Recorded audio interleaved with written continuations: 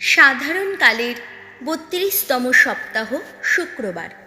প্রথম পাঠ প্রেরিত দূত যোহনের দ্বিতীয় ধর্মপত্র ৪ অধ্যায় পদ সংখ্যা ৯। যে খ্রিস্ট শিক্ষার পথেই থাকে সে পিতাকেও পায়, পুত্রকেও পায়।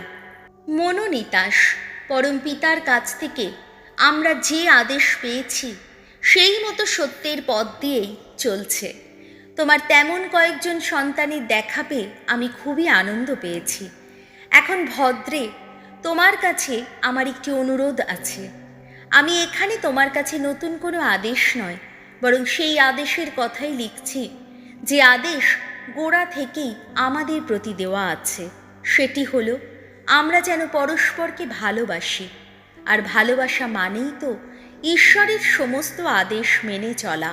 হ্যাঁ, তোমাদের কাছে এই হলো প্রভুর আদেশ, আর তোমরা তো গোড়া থেকেই তা শুনে আসছো।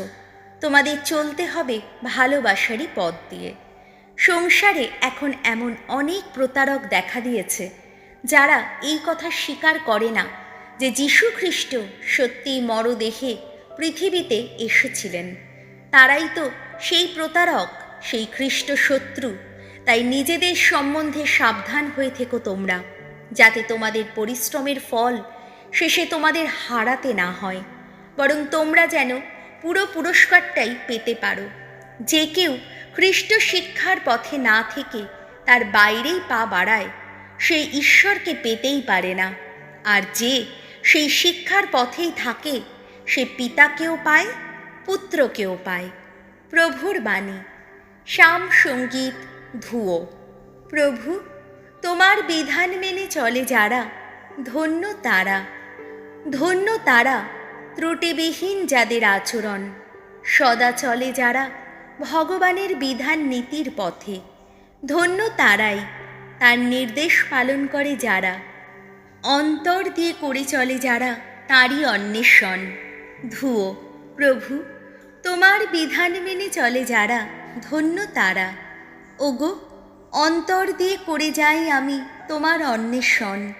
তোমার আদিষ্ট পথ থেকে বিচ্যুত হতে দিও না আমায়। তোমার সব উপদেশ আমার হৃদয়ে গেঁথেই রেখেছি, যাতে তোমার ইচ্ছা অমান্য করে আমি কোনো পাপ না করি কখনো। ধুয়ো। প্রভু, তোমার বিধান মেনে চলে যারা, ধন্য তারা। ওগো, তোমার এই সেবকের মঙ্গল করো। মঙ্গল করো তুমি, যাতে বেঁচে থাকি, যাতে মেনে চলি তোমার ওই যে বাণী। অবারিত করো আমার নয়ন দ্বার, যাতে আমি দু চোখ ভরেই দেখতে পাই কত অপরূপ তোমার বিধান নীতি। ধুয়ো। প্রভু, তোমার বিধান মেনে চলে যারা, ধন্য তারা।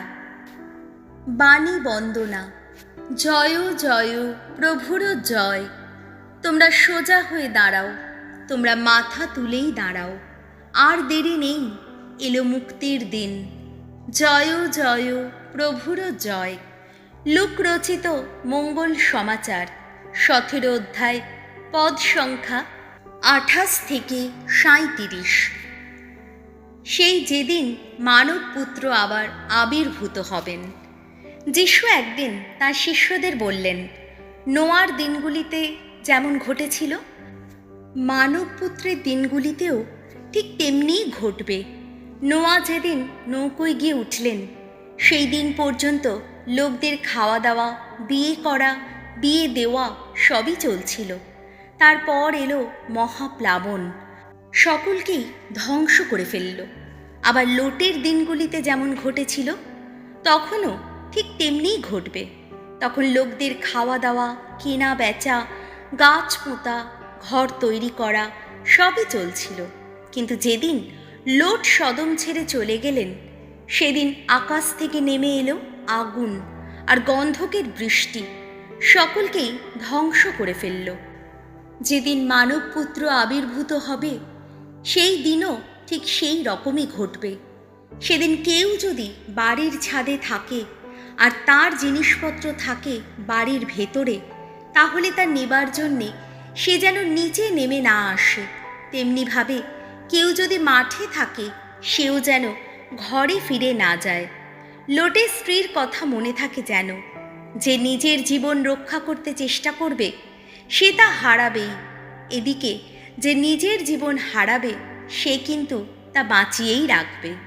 আমি তোমাদের বলে রাখছি, সেই রাত্রিতে দুজন লোক যেখানে এক বিছানায় থাকবে সেখান থেকে একজনকে নিয়ে যাওয়া হবে আর একজনকে ফেলেই যাওয়া হবে।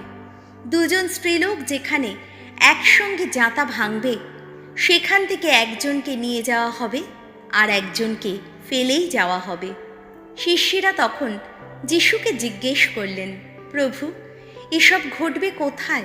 তিনি উত্তর দিলেন, মৃতদেহ যেখানে থাকবে শকুনেরা সেখানেই এসে জুটবে।